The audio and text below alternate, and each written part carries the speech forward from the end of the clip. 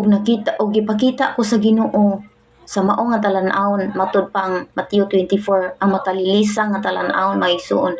Samtang gipakita ako sa Dios anang klase sa talan-awon ang Great Tribulation nga moabutay kayod maigsuon 1,000% kung namay 1,000%, 100%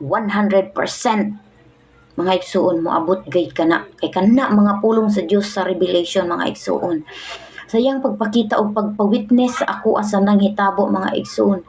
Ang sa iyang gipakita sa ko ang sa matag kanto bisan pa sa imong kaugalingon na panimalay, bisan pa sa imong kaugalingon mga igsuon nga kabtangan o kaugalingon nimong lawas wala kanay katungod, kuhaan ka sa mga tao nga nagunit ana nga mga panahon kanang 666 mga igsoon, kuhaan ka sa katungod ana nila sa kung unsa may naa nimo gikan sa pinakagamay o pinakadako pati ang imong lawas maigsuon gawas lang sa imong kalag kay dili gid nila mahilabtan, di na nila makuha kung dili nimo sila tugutan, kung di ka pa-member ka papilion kanila, kung asa ka kay Jesus ka o pa-member kanila og magpa-member kanila tatakan ka sa 666 mga igsuon og magpa-member kanila na ata ng provision ilang ihatag, pero ang kapalit anang imong kalag surely gyud na maadto sa impierno kay mao na ingon sa word of God sa Revelation mga igsuon. Ug usa pa na ako naigipakita ang Ginoo sa ako nga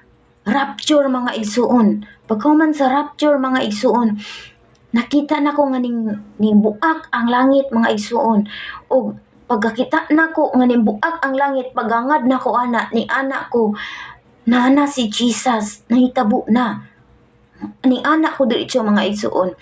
Tapos nabuak ang langit, pagkabuak sa langit kusog kaayong lipak mga igsuon ni anak. Ding anak gyud ang pagkabuak sa langit, paghangad nako ni anak ko na ana si Jesus nahitabo na ni anak ko.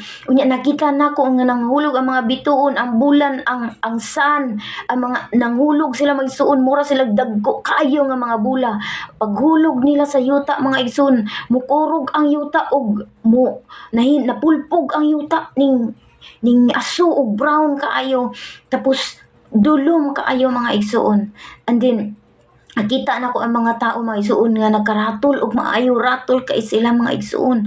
Unya wala sila kabaloon silang buhaton, wala sila kaandam, ang uban nakaandam. Ang uban nga nakaandam, nadungog nako nga nag-ana sila, Ginoo pasayloa mi sa mong mga sala, Ginoo dawata mi, Ginoo nana ka nalipay ang uban nga adlok nangilak mga igsuon, nang lingkod sa yuta mga igsuon samtang nangitabo ang mga ang talan-awon ug ang mga tao nakita nako nga nangilak gyud sa tuman nilang kasubo mga igsuon.